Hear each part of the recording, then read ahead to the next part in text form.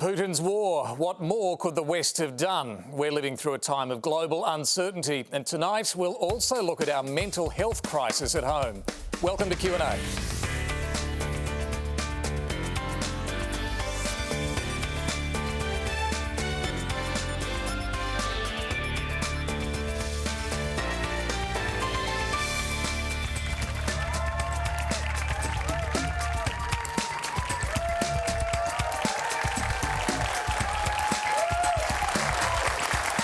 I'm David Speers, and we're coming to you live from Melbourne tonight. And joining me on the panel, tennis champion and broadcaster Jelena Dokic, Labor member for Whitlam Stephen Jones, mental health advocate Brooke Blurton, who you may know from the reality TV show The Bachelorette, psychiatrist and author Dr Mark Cross, and Liberal member for Bass Bridget Archer. It's great to have you all here.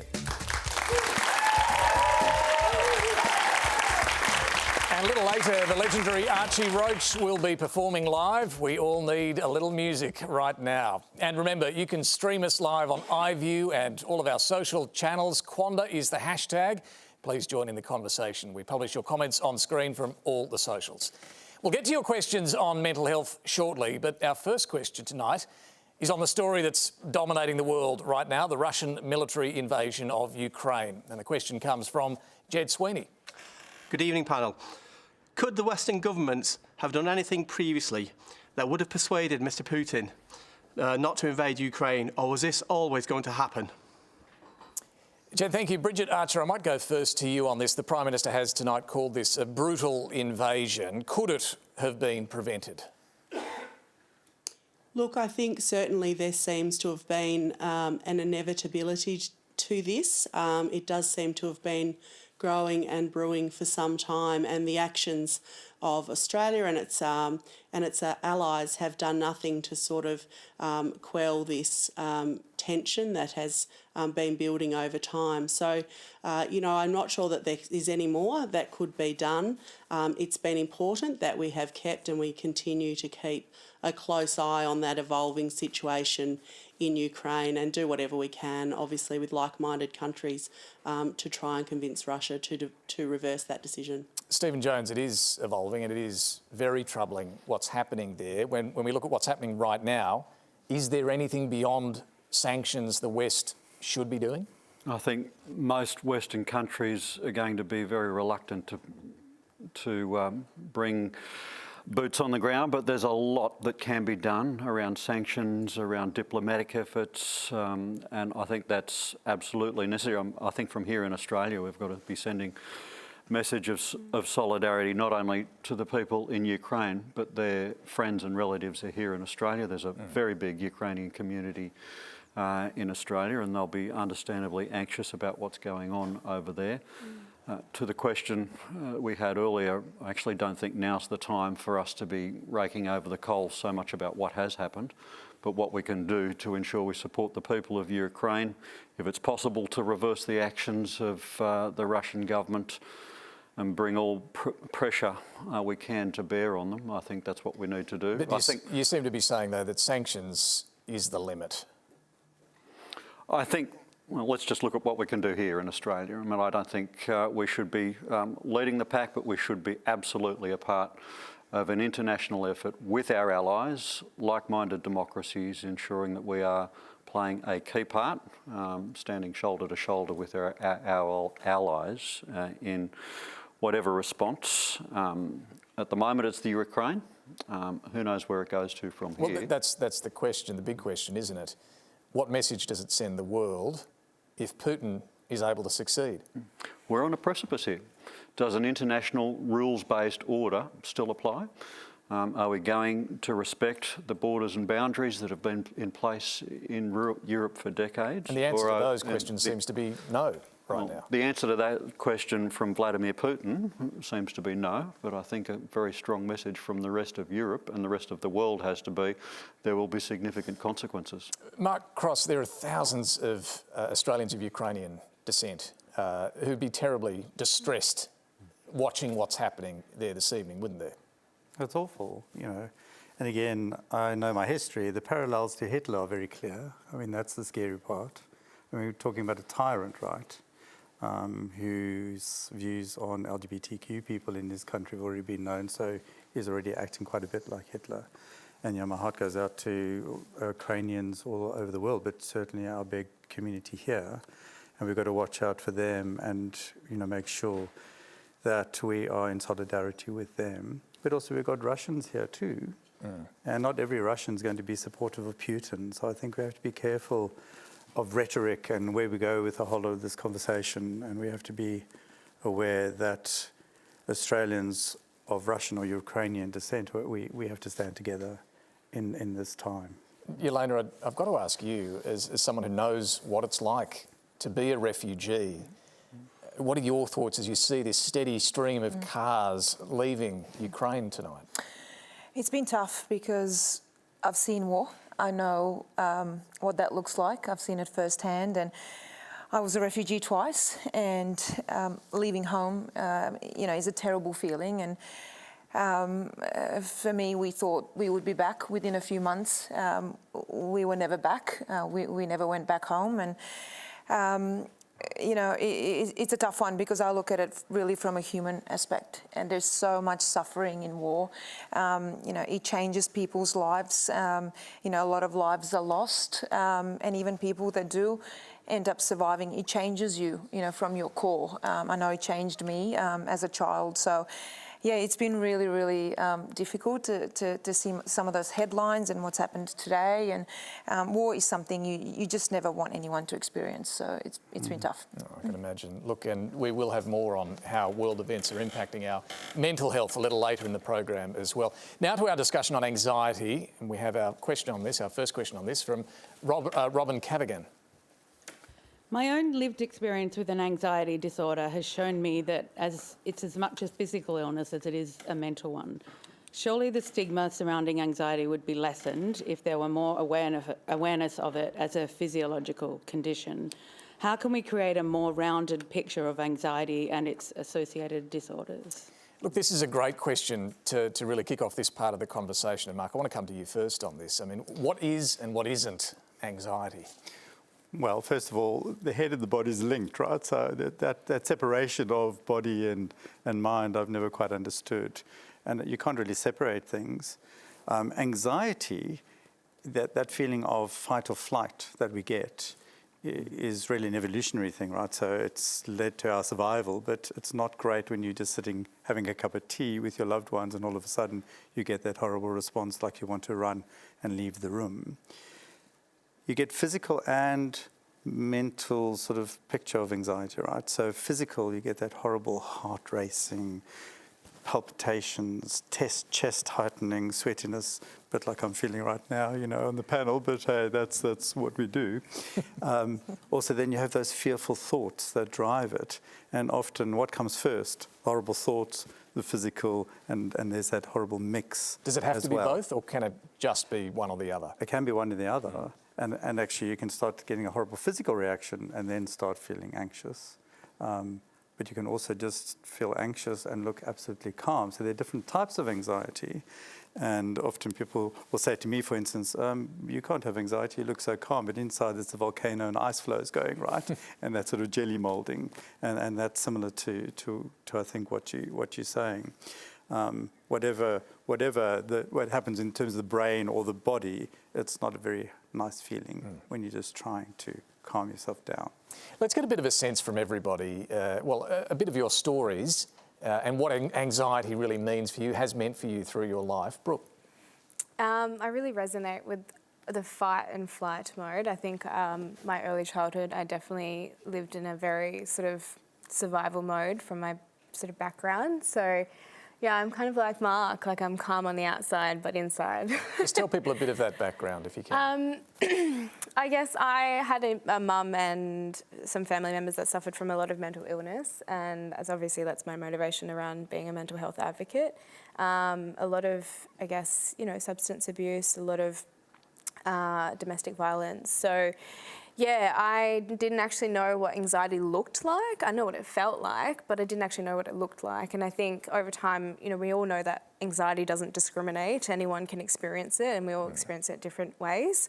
But I didn't realise that it's mine is more internal than physical, but I always have that bellyache like I do now. Yeah, you know it when you feel it, yeah. So yeah, it's that fight and flight mode is definitely I resonate with a lot. Bridget Archer, what about for you? What has anxiety meant for you in your life?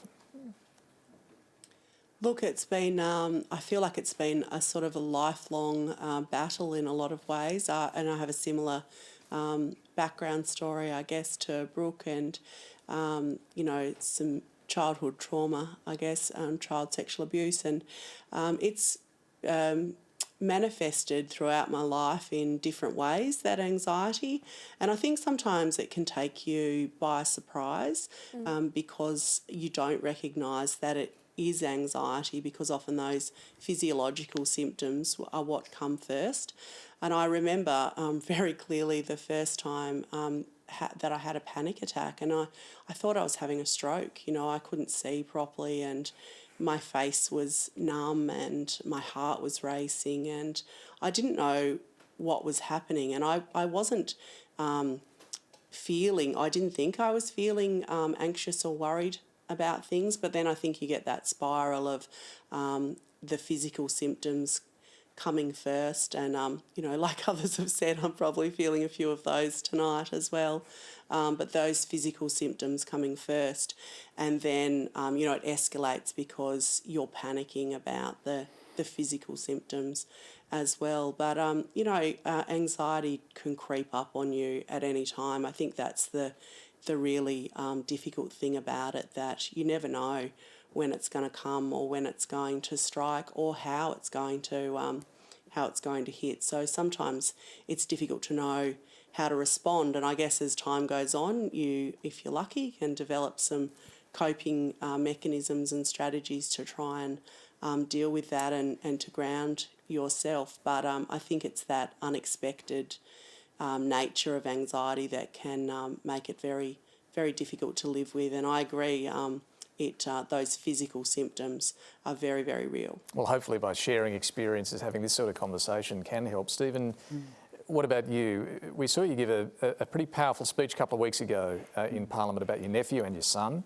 Tell us about your family's experience in this field. Sure. Well, I actually didn't think I was going to out myself on national television on this particular issue, but yeah, I've lived with anxiety for most of my life, or most of my memory, for a good period of my life.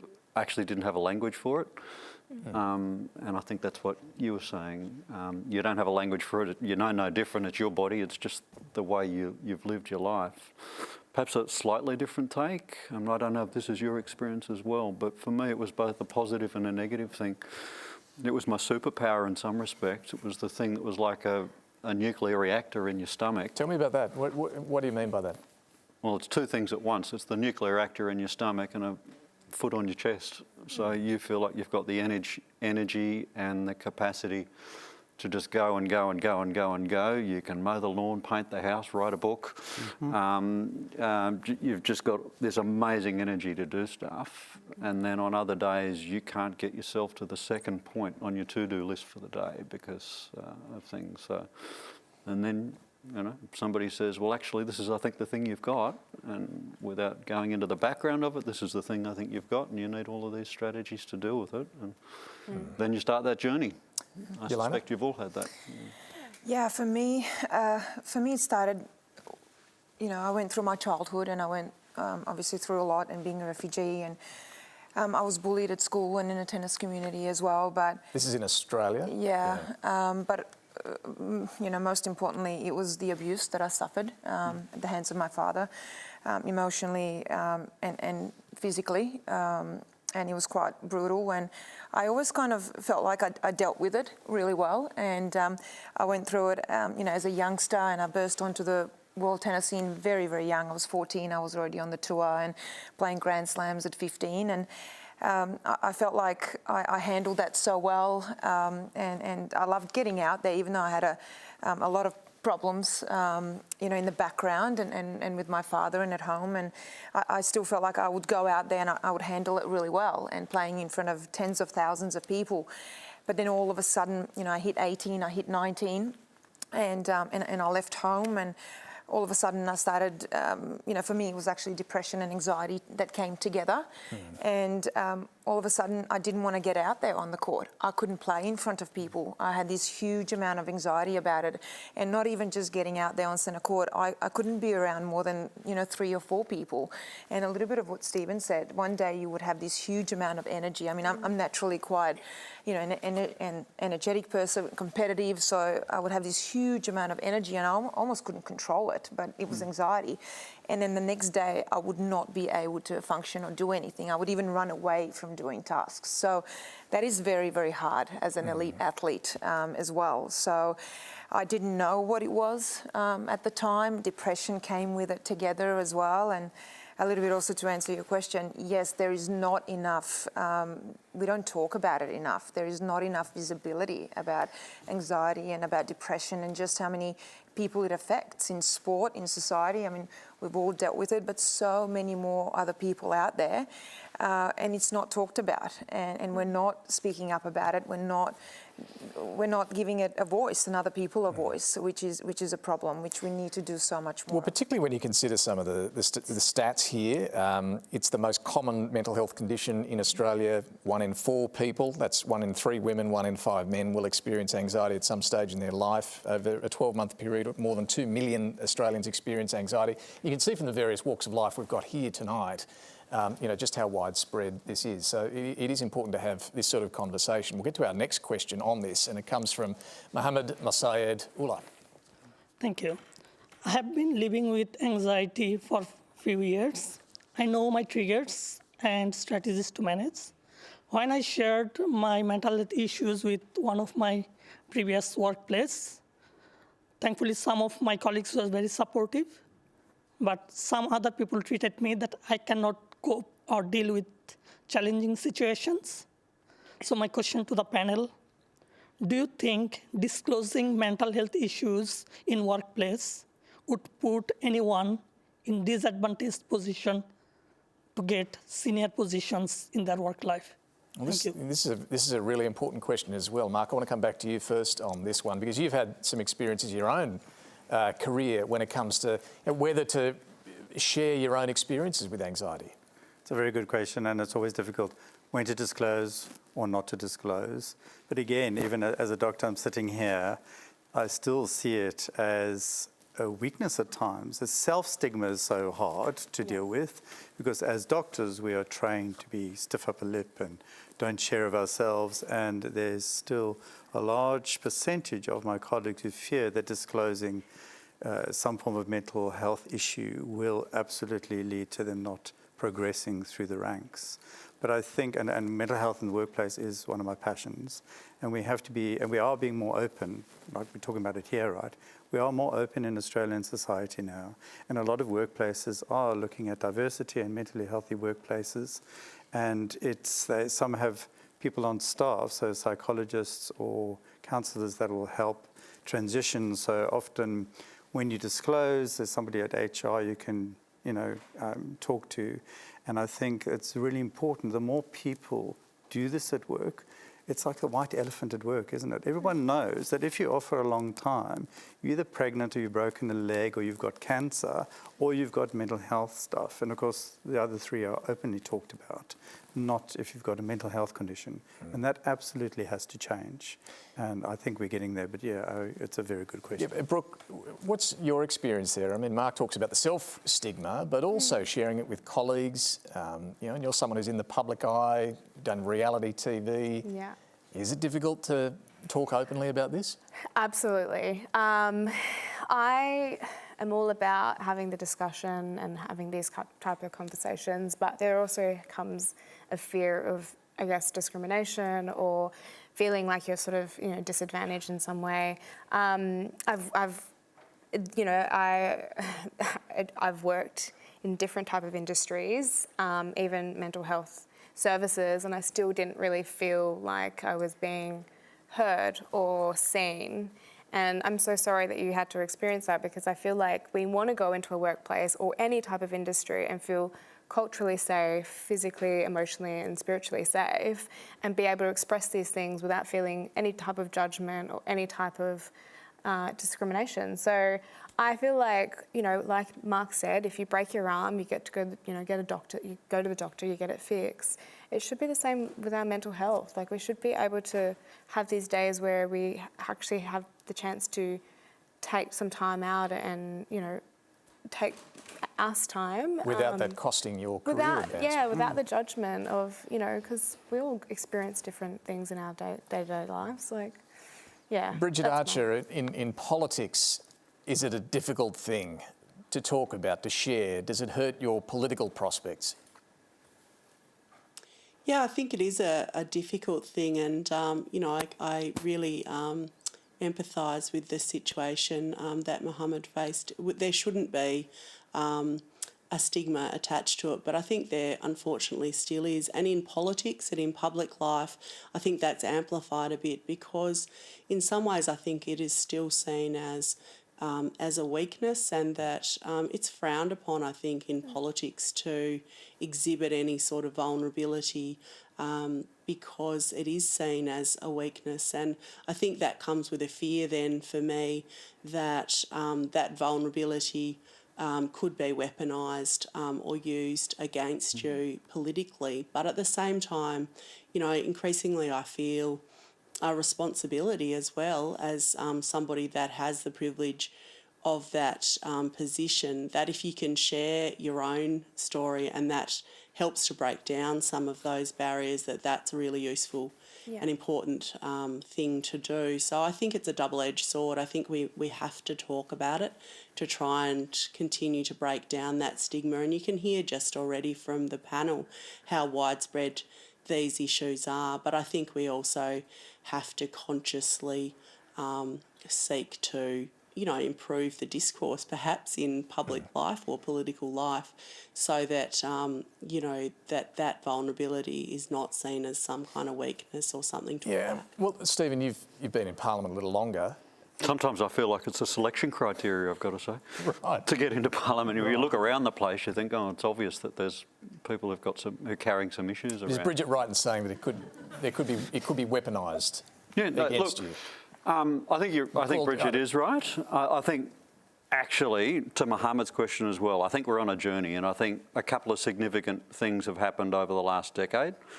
You had Jeff Gallup, you had Jeff Kennett, you had Andrew Robb, all of these people, senior people, premiers, ex-premiers, trade ministers, who came out while in office and talked about the mental health issues that they were dealing with.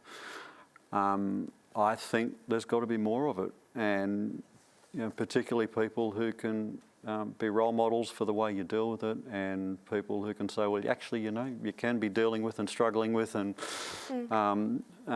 managing whatever the mental health issue is, at the same time as actually being pretty damn functional in your job and being a pretty strong leader and a pretty good advocate and a pretty good representative of your community. I don't know what your job is, Mohammed, but I'm sure you're good at it. And well, let me just ask, Mohammed, is it, you know, are you employed now, and is it an issue now in your current workplace? No, it's not. Like, as I said, my previous, like, my manager was lucky. I was very lucky. She was very supportive, but it was amongst the team. So that put me in a position to think twice. Like, by profession, I'm also an allied health professional. I'm an occupational therapist. So I know that I need to, if I feel something, I should advocate. But down, like, only few months ago, I realized that if I open about that, how it can actually impact in my future career. So that put me in hold for thinking few months, but the place I can't work. I deal with students as well. I openly share in the very first class that I have got some issues with anxiety, because I found that some students feel very safe to talk with me. It's interesting. Because I share, and I have no hesitation. Like, I'm speaking national television. There's nothing yet. But it took me, to be honest, after the last ABC show, Q&A show, things literally 6 days to think about, should I submit an application, come out in national TV. But I thought, I agree, it's a journey. We thank you for doing it, Mohammed. A really good question, and appreciate that. Our next question comes from Zoe Jones. On 14 October 2014, just one day after being released from an inpatient mental health service, my brother, Joshua, took his life. Josh was, like your nephew Stephen, struggling with his gender identity. He also struggled with addiction, and his mental health issues were largely undiagnosed. He was, they described then, as a complex case. When I say Josh was released, he was never actually admitted. He was turned away and not given help, despite his family begging for that support. A lot's changed in Victoria since that time, not just due to COVID, but our Royal Commission into the mental health system has also sought to change the way that crisis support services are funded and coordinated. So I'd like to ask whether our mental health system is under siege, our families still under siege, and why are losses, like happened to my family in 2014, still happening every day in our mental health system. Zoe, can I just quickly ask you, was your brother turned away from support because his case wasn't deemed serious enough, or was there just a lack of services available? It was perplexing to us because he had tried to kill himself a few months earlier, and at that time he had been admitted as an inpatient. It was for a short time, and he didn't have a diagnosis during that time. They were pushing to release him consistently throughout that period, and we really had to beg to please keep him in there. It did have some impact. When he went into hospital the second time, he was taken to emergency. He was taken there by the police because things had really escalated at home, and it was a crisis for us. And then he didn't progress any further, despite being taken to the same hospital, despite being seen by the same doctors. They didn't think that it was sufficiently serious. They thought he was just a kid acting up, and they released him. They said he was free to choose. He was over 18 at that time. Okay, Zoe, thank you. Stephen Jones, this was 2014, but is it ringing any bells for you as to what the system currently looks like? First, Zoe, really sorry, the pain never goes away. So I'm really sorry, and having to retell your story, I'm sure. Good on you, props. Yeah, good on you for being able to tell the story. Look, yeah, there's a journey, and I think we've improved. We've got a long way to go. I think, and all of the Mark's far more au fait with some of these things. I think the entry points are better now, and the detection points are better now, whether it's in our schools, whether it's the capacity of GPs to be able to train, to identify, filter, triage and send. It's whether our emergencies, look, I think they're better, but there's still, big gaps in the system. Mark, are things better? Again, I acknowledge your loss. And, no, I don't think they are, actually. I don't think they are. And I've been in the systems for many years. So you mentioned the Victorian Royal Commission. The Productivity Commission produced its findings in late 2020. If you look at what we spend on mental health in this country, it's $11 billion, 2019, 2020. So the Productivity Commission's gone, well, actually the cost is nearly 70 billion. And if you add in other issues like they looked at the economical thing, the background to what really this means to families and the community, it's about another 150 billion. So we're talking about a lot that needs to be invested. When you are in crisis, you shouldn't be turned away from anywhere.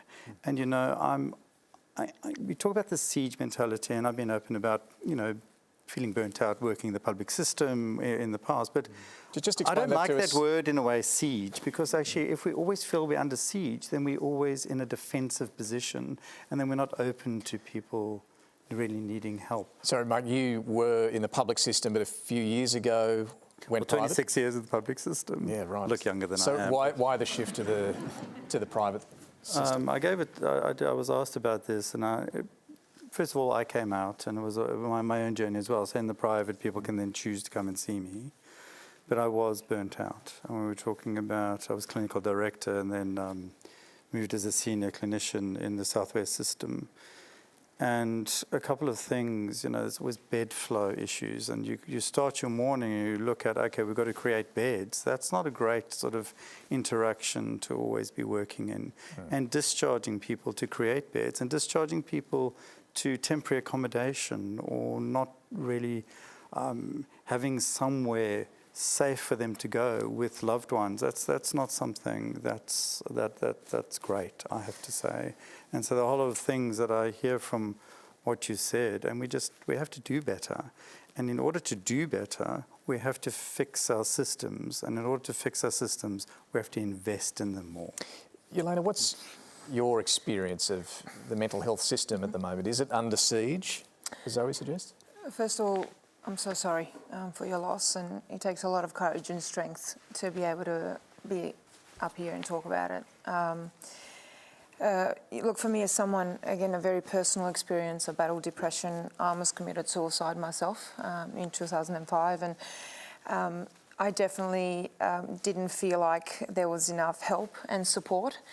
I do feel like it's improved, but we've still got a very long way to go, and I really can recognise what Zoe has said, because it's not recognised, it's not accepted. It is something, there's so much stigma around it, and it's looked at this subject that we shouldn't talk about. And I've had people where sometimes, you can see you talk about mental health and you talk about depression and anxiety, and they don't want to talk about it. They don't know what to say. They don't know what to say. They're uncomfortable. But on the other hand, how does that make us feel? So I feel like this whole conversation tonight is incredibly important, because it's not just people battling anxiety and depression. Lives are being lost. There's a lot of suffering. There's a lot of loss.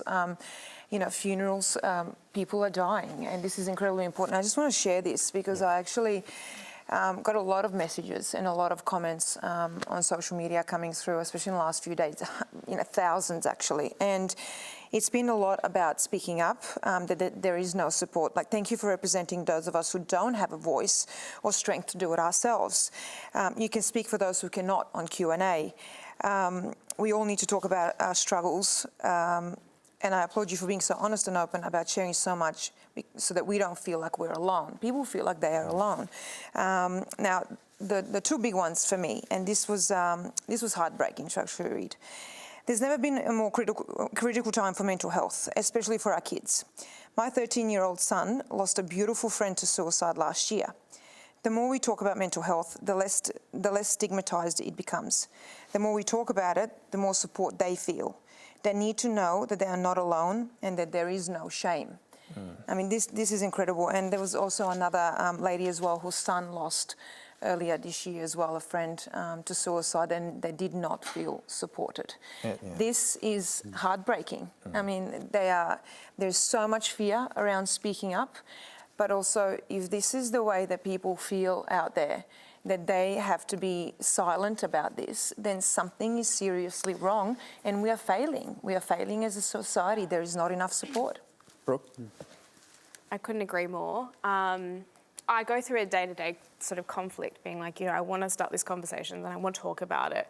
But equally, the mental health system has completely failed me at times with my own family experience. I can't imagine what that would have been like for you, Zoe, because I don't know if a lot of people know this, but my sister was schizophrenic, and I unfortunately lost her in September, and she was failed by the mental health system. I can honestly say that, and I say that with confidence, because she was homeless and they weren't looking after her. She didn't have the care that she deserved.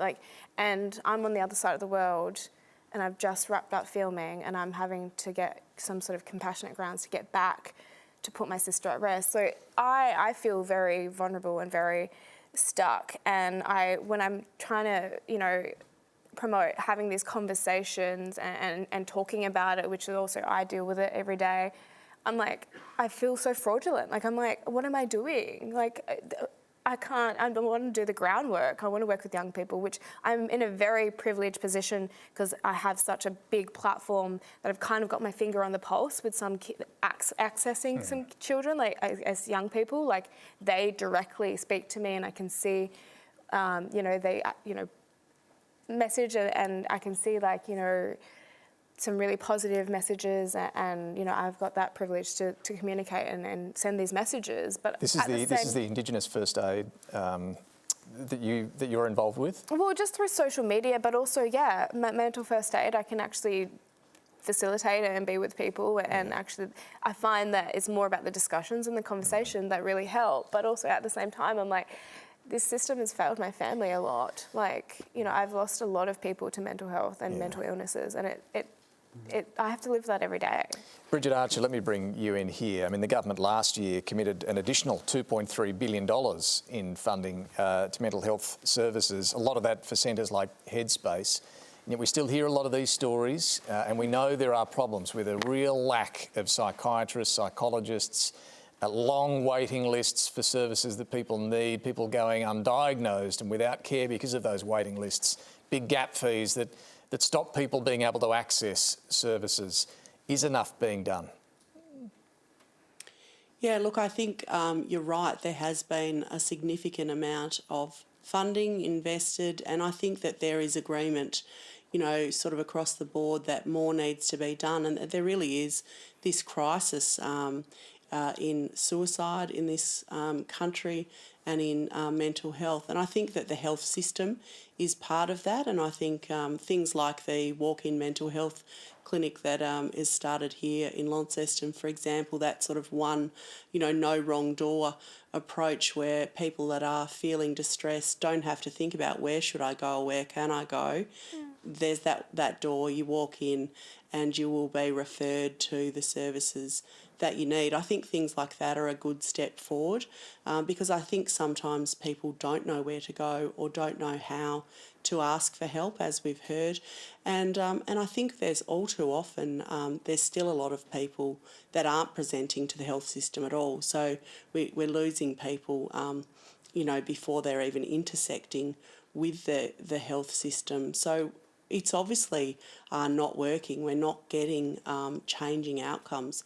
So I think that there certainly is more needs to be done, and as we're learning more about these things all the time. But I think we also have to consider our community and the society we live in and what we can all do collectively to kind of come and improve some of those outcomes for people, because I think it goes to, in large part, what are the pressures and the stresses that are put upon people. Not everybody that is in distress is suffering from a mental illness, for example. They're suffering from a range of sort of stresses in their life that are causing that sort of mental anguish. Yeah, and I'm sure that's true. That's something that we all... Sure. Sorry to interrupt there, but the stories we've just been discussing are at that level where clearly there is a need for clinical care for a psychiatrist. Yeah. And we hear time and again, and we had a lot of questions about this tonight as well, the inability to see someone when you need to see someone. Is there a need for a step change? And that is important, and that was the first part of my response, I guess, that there is more that needs to be done. There needs to be a greater availability of those resources. I mean, I live in regional Australia where it's incredibly difficult to access psychologists and psychiatrists, and the greater regionality that there is, the harder that is to access. So there does need to be more attention paid to that. But I think additional to that, there's more that we can do to recognise when people are in those that situation, and that we can provide skills to communities like that mental health first aid, for example, to help identify when people are reaching that point before they're actually in crisis. Okay, just quickly, Stephen, will Labor do anything more on this? Yeah, we are looking at it and we'll have more to say over the course of the next couple of months on this. There is a critical shortage of psychiatrists. You will have more to say on that. More to say, I mean, you will offer to do more? Well, I'm not going to announce our health policy on behalf of Mark Butler on the program tonight, with all due respect to you. But I do want to, there is a critical shortage of psychiatrists, and anyone who says they've got an immediate answer to that is not telling the truth. It's not an easy fix. It's not an easy fix. We can either import them and then go through the issue with the colleges, or we can start the process of training them, and it's 10 years if we start today. Yeah, but it's also, I feel like, I mean, I've gotten professional help and I've been very open about that, and I still do today. And it's one of these things where it is actually really expensive to see psychologists, and you feel like only people that can afford it can do that. And it's a privilege to be able to go and see a psychologist, and it shouldn't be like that. It's a widespread problem, any type of mental health illness, and it needs to be accessed easier, but also it should not be that expensive. As someone, you know, I grew up in poverty, and people don't have the means to afford this. So we need to make it a lot easier, because at the moment it's only for those that can afford it and that have the privilege to do it. Look, Zoe, thank you again for that question. And yes, I think all of us really feel for what you and your family have been through. And if this discussion David, is... can I add yes, something? Yes, just... As a psychiatrist here, as a white elephant in the room, you know, working 60 hours a week and really hard. And of course, psychiatrists, I work with some amazing psychiatrists, and they're under the pump. We had a survey last year, 50% of us identify as having burnout. I mean, so that's an issue. But just some stats quickly, if I may. So you talked about stats earlier. So University of Queensland was involved in some research in 2020. It was published in The Lancet at the end of last year. So they looked at 204 countries worldwide in the pandemic, right? So hello, we're in COVID now. This is all the stuff we're talking about pre-COVID. So in COVID, during 2020 alone, 73 million people worldwide identified as having anxiety. That's in addition to those already who have been identified, 53 million extra with depression. So it was like a 26% increase from 2019 to 2020. We haven't measured 2021 yet, so it's very clear that a lot more needs to be done. That demand is only growing. If this discussion's raising any issues for you, the numbers for Lifeline and Beyond Blue are right there on your screen. Our next question is a video, and it comes from Zan Coppinger. Trans and gender diverse people have recently been put in the media and used as a topic of public debate. We have been humiliated, argued over, used as a political ploy, and put in the public eye in a way that has been degrading and disempowering. This has had a significant effect of the mental health of many in the community. What is the role of high-profile figures and allies to walk alongside and support trans and gender diverse people? How will you be accountable? Brooke. This always makes me so uncomfortable, because I feel like this whole... I don't even know, I'm speechless with this whole concept. It just makes me really feel for the young people who sometimes, like, knowing what was going on, and the schools... For me, growing up, a school was a safe place for me. It was like where I went to be, away from the environment that I was at home. And the fact that young trans people are not being represented with the equality of other people is just kind of, it infuriates me. As you can see, it's like rising up in my chest, because it's like, I know what that feeling is like, being discriminated against, I guess, for my sexuality, for my race, and it's just like, it's so frustrating. I don't know how to even put it into words, so I'm just going to pass off. No, we can see the frustration that it clearly causes for you. Stephen mentioned earlier that you spoke during this debate very powerfully about your nephew and your own son, but you still did vote for the religious discrimination bill in the House. The sausage-making machine of legislation, sometimes there are actually two bills in the House. One was dealing with religious discrimination, and the parallel bill was dealing with anti-vilification, protections around sexual identity, gender, sexual discrimination. So we were quite happy to vote for the religious discrimination, so long as the other one was dealt with. Were you honestly quite happy to vote for that religious discrimination bill, though?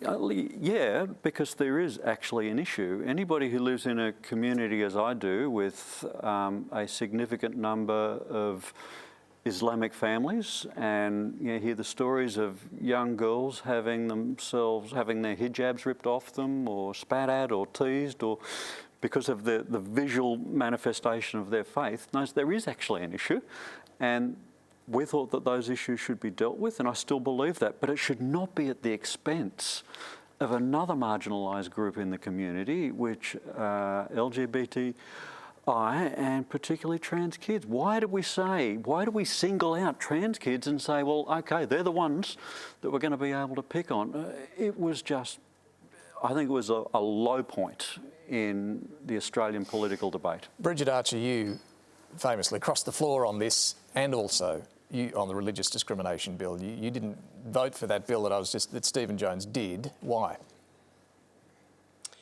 Well, primarily because it would explicitly override Tasmania's anti-discrimination law.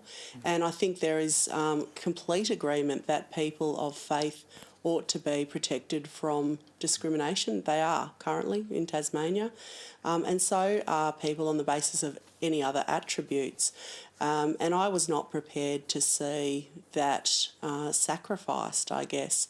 And I think it goes also to the question about, allies too, that it's a matter of principle as well to stand up for people and say that, I think what I want to say is I just am so sorry that people have to continually justify their existence. They have to continue to apologise for who they are. It's not acceptable. And, I don't think I've ever been so moved as I have been during the consideration of this bill and the stories that I've heard. And I mean, really notably one from a train driver who rang me and said that he had retired from driving trains because he couldn't cope with young people killing themselves in front of trains. We have to stand up for people that can't speak for themselves. And yes, we absolutely should provide protection for people of faith, but not privilege for people of faith, and certainly not at the expense of other people and the lives of other people. These conversations have real-world consequences for people's lives. Well, Bridget Archer, just quickly, I've got to ask you too about the events this week. Your Tasmanian Liberal colleague, Senator Claire Chandler, has introduced a bill that would make it easier for sporting organisations to exclude transgender women from competing as women. The Prime Minister says this is a terrific bill. He's encouraging Senator Chandler. What do you think? Well, I think it's a private member's bill introduced by Senator Chandler. I think Senator Chandler is entitled to her opinion, as is the Prime Minister. I don't agree with it, and it is not government policy. And I would reiterate, just stop. Think about what you are saying. Think about the conversations that you're having. Maybe it's reasonable to have a respectful conversation at the level of, elite sports, but I don't think this is the way to have that conversation. And when we have just, again, dragged people through, the mud, and again, asking people to justify, why they're allowed to breathe, just stop it. Just stop. Stephen? Luke asked what people in public office should be doing. We're responsible for the things we say, but we're also responsible for the debates that we initiate. And what I'm so furious about this thing over the last couple of days, it will not advance the law one iota. The protections are already there in the Sex Discrimination Act. So it means this bill has been only been initiated for one reason, and that's to start a political debate. Now, that might be good politics if you're into that sort of politics, but it's pretty shitty humanity when we are picking on kids, when we know we are singling out a group of kids. Now, if we were to say, we know a group of society that is 15 times more likely than the rest of the population to attempt suicide, and then we go and pile on them, and introduce a political, and the fact that the Prime Minister said that this is a terrific idea, it's not needed because the law protections already exist. The only tangible result of this, there's going to be a bunch of trans kids out there who are going to be saying, here we go again. It's reckless. Is it a big deal in sport, the issue of transgender women in women's sport? Yeah, look, I think it's a big deal in general, and this is all about, there's this separation. I mean, similar to anxiety, depression, mental health, the way that we look at it, and we talked about it in the workplace as well, and in sport as well. There have been players that have been afraid to talk about it because you feel like you're giving a bit of this edge away, and you're looked at as weak. And when I wrote my book 4 years ago, Unbreakable, and I actually didn't know this going into it, I'm pretty much the first person, especially in sport, to talk about this and to talk about mental health and anything like that, which is absolutely incredible. There's a lot more going on out there in sport and in society. But what I don't understand is we're separating whether you've got a mental health illness or not, whether, what gender you are, and, your sexual preference. I've faced racism in my life as well. It's the same thing, what race you are. We are constantly separating these things. And it shouldn't be like that. We should all be in this together, support, you're in, we're all the same, we're all one, and that's the way we can go forward. All right, let's get to our next question. It's a video, it comes from Luke Moore. I live in Bass, Bridget Archer's electorate. Prime Minister Morrison doesn't listen to you, particularly on anti-corruption. Why stay with the Liberal Party? Why not take your high values to the crossbench? Bridget Archer, that question straight to you. What's your answer? Oh, look, it's not an unreasonable question, I guess. But what I would say is, I joined the Liberal Party because the values of the Liberal Party resonate with me, and they still do. And I will continue, to stand up and to fight for those. And what I would say is that ultimately, I have always had the view that my boss is the people of Bass, and I will stand up and fight for them every single day, no matter what party I'm in.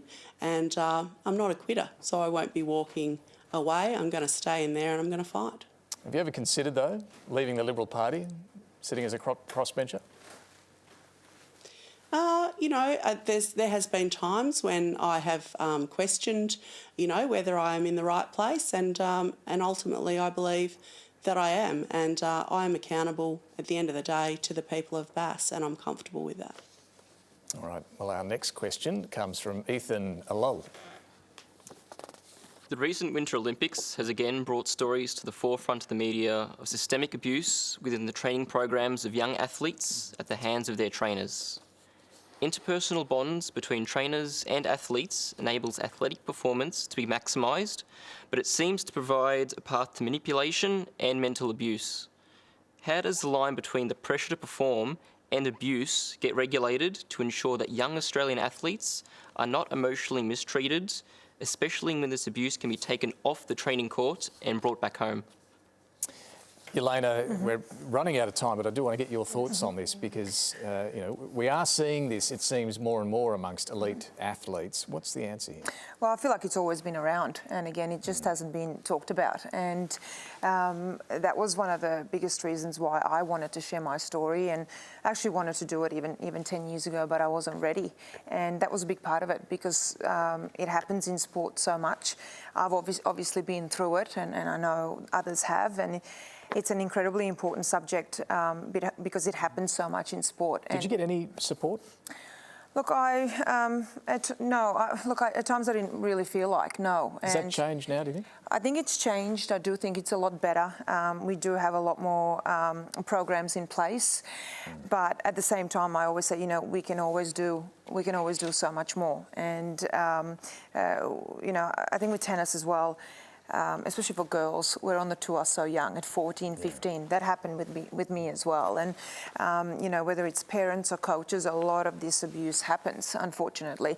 And again, more needs to be available. And again, more needs to be done. We need to talk about it more. And that was also another huge reason for coming out and not just talking about mental health, but domestic violence and child abuse, which I've talked about so much. And again, pretty much the first one to talk about it so openly. So there's so much power in sharing our stories. That's what I want to try and do. And I think it has brought it to the forefront in sport. I just hope we can do even more. No, it certainly has. Our final question of the night then comes from Jessica Strahr.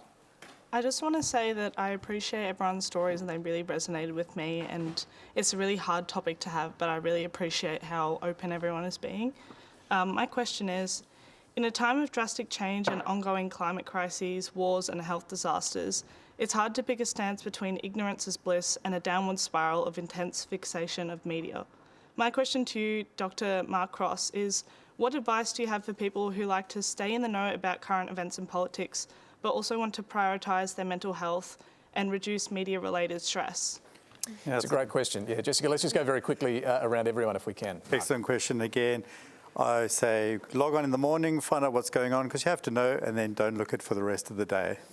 All right, Brooke, any advice for those who want to know what's going on but are worried about triggering anxiety? I just set my own personal boundaries and I guess have some time for me. Is that with social media as well? You set boundaries around? Yeah, both, all of it. I treat sort of social media as work, obviously, so I kind of have that separation because otherwise it would consume you. Yeah. Yeah, Bridget Archer, what about you? What's your advice? Yeah, look, it's probably a bit of a case of do what I say, not what I do, but I would suggest, you know, turning it off sometimes, but also prioritising other ways of taking care of yourself. You know, go and get some exercise, do something you enjoy doing, spend time with people that you love, and remember that, you know, there are other things outside of that news cycle as well. Yeah, Stephen Jones? All of that, plus hope in humanity and the capacity of human beings to be better than what we see in the worst examples on social media and in politics or wherever else. Actually, you know, you've said it, I've seen some amazing responses to what I said in Parliament a couple of weeks ago, and it gave me hope that humanity is better than it's sometimes portrayed. Yeah. Jelena, final word to you. Yeah, absolutely. I kind of got caught with this actually in the last 2 years and all the lockdowns here in Melbourne. I've been here for every single one of them, and I really struggled actually in the last one.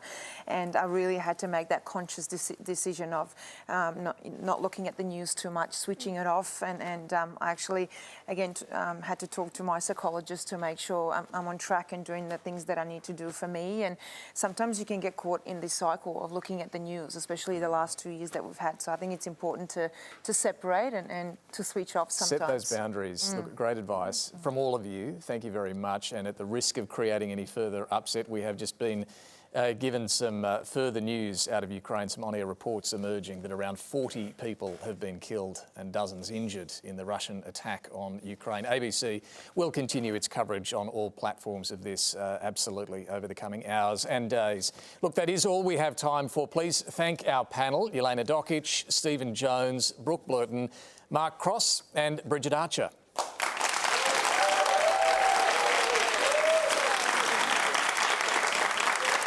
A terrific discussion, and Dr. Mark Cross will also be on a live blog on the ABC website at 10 a.m. tomorrow to answer further questions about anxiety.